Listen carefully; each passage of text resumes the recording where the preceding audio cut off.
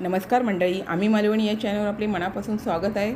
हे बघा, मी मस्त असे तांदूळ आणि साबुदाणा मिक्स करून जे दळण दळलेले त्याचे मी आपणास पापड करून दाखवणार आहे। एक नंबर असे डबल फुलणारे पापड तयार होतात। तोंडात घालताच क्षणी पापड विरघळतात। तुम्ही अशा प्रकारे एकदा करून बघा आणि अशा प्रकारे जर तुम्ही साबुदाणा आणि तांदूळ मिक्स करून केलेले पापड चवीला पण खूप छान लागतात। तर मी हे बघा तुम्हाला तोडून पण दाखवलेले आहे। इतके पातळ असे पापड तयार झालेले आहेत आणि कसे कसे केले ते व्हिडिओ स्किप न करता पहा। त्यासाठी मी बघा रेशनचे तांदूळ आहे ना स्वच्छ असे धुवून घेतले आणि मस्त 2-3 दिवस असे चांगले सुकवून घेतले, जेणेकरून सुकवलं ना का तुमचे पापड पण चांगले टिकून राहतात। आता त्यामध्ये घालण्यासाठी 2 वाटी मी साबू तांदूळ आहे ना मंद आचेवरती भाजून घेतला, कच्चा नाही घेतला आहे, भाजून घेतला व्यवस्थित। आणि तो ह्या थंड झाल्यानंतर ह्या तांदळामध्ये मिक्स करून घरघंटीवरती आता हे मी दळून घेणार आहे। आता हे एवढं आपलं दळलं तर आपलं 1.25 किलोच्या वरती पीठ दळलं जातं, पण तेवढे आपल्याला एकदम पापड करायचे नाही। पापड आपल्याला थोडे थोडे करायचे। त्यासाठी मी 1 वाटी तांदळाचं पीठ घेतलेलं आहे। एकदम पापड केले तर एकदम आपल्याला एकट्या दुकट्याला असं जमत नाही, त्याच्यामुळे थोडे थोडे केले तर आपल्याला त्याच पिठापासून वेगवेगळे पण पदार्थ करता येतात। त्यामुळे 1 वाटी तांदळाच्या पिठापासून पण भरपूर असे पापड तयार होतात। आणि आता त्यासाठी मी तीळ, जिरा, ओवं, परत आपला पापड खार असतो तो, मीठ, हे सर्व घेतलेले आहे। आता ते जे घेतलेलं आहे ना ते या उकळत्या पाण्यामध्ये आपल्याला घालून घ्यायचं आहे। पाणी छान उकळून घेतल्याच्या नंतरच आपल्याला घालून घ्यायचे। तुम्हाला जर कलर असा हवा नको असेल ना तर तुम्ही जिरं आणि ओवा नंतर घातलात तरी चालेल। आणि आपल्याला पीठ घालून हे व्यवस्थित असं जसं आपण मोदकाला भागवतो त्याप्रमाणे पीठ हे भागवून घ्यायचं आहे। व्यवस्थित आपल्याला पीठ भागवून घेतल्याच्या नंतर आपल्याला हे पीठ आहे ना व्यवस्थित ढवळून घेऊन आपल्याला ते एका रुमालात पुन्हा जसं आपण मोदक वाफवतो ना त्याप्रमाणे हे पुन्हा 5 ते 7 मिनटं वाफवून घ्यायचे।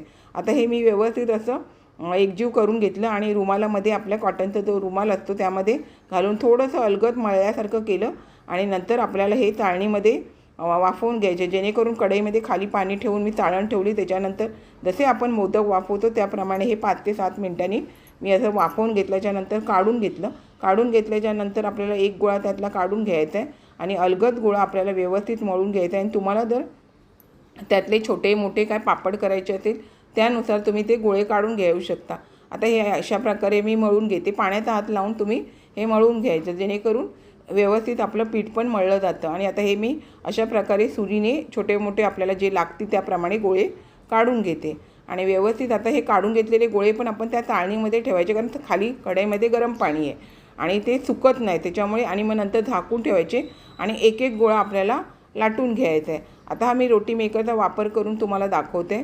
रोटी मेकरच्या वापरमध्ये जरी तुम्ही केलात ना तर पटकन तर होतात, पण थोडे असे जाडसर असे वाटतात। मग तुम्ही बोट फिरवून पण अजून त्याला पातळ असे करू शकता। जाड असले तरी चालून जातात, चांगले फुलले जातात। हे बघा अशा प्रकारे जरी केले ना तरी ते चालून जातात, छान फुलले जातात। पण आता मी ह्याच्यापेक्षा पण मला ते पातळ करायचे, तर मी कशा प्रकारे करणार आहे ते व्हिडिओ स्किप न करता पूर्ण पहा।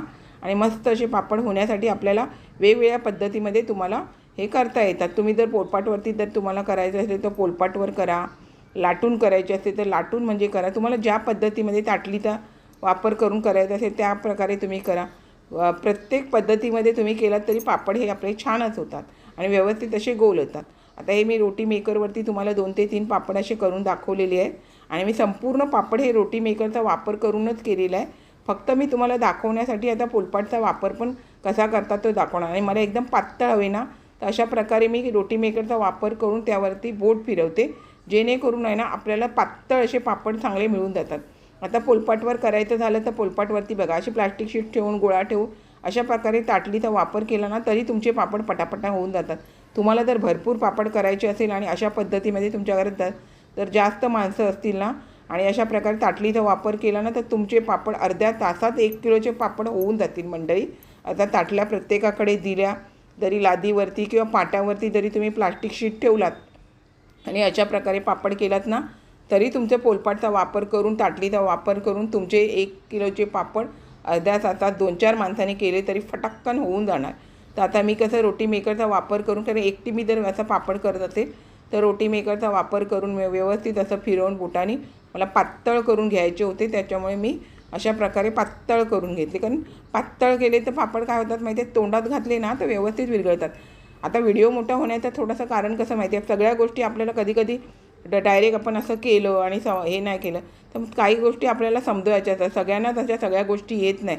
आता पापड बिपड बहुतेक लोक करतातच, पण काही नवीन मुली असतात, काय असतात, त्यांना जमत नाही. त्याच्यामुळे सगळ्या गोष्टी सांगितल्या ना तर त्यांना पण ते बरं पडतं. तर अशा प्रकारे मी रोटी मेकरचा वापर करून पातळ करायचे होते म्हणून बोट फिरवून हे बघा मी असे मोठे असे पापड करून घेतलेले. छोट्या गोळ्याचे पण मोठे असे पापड होऊन जातात.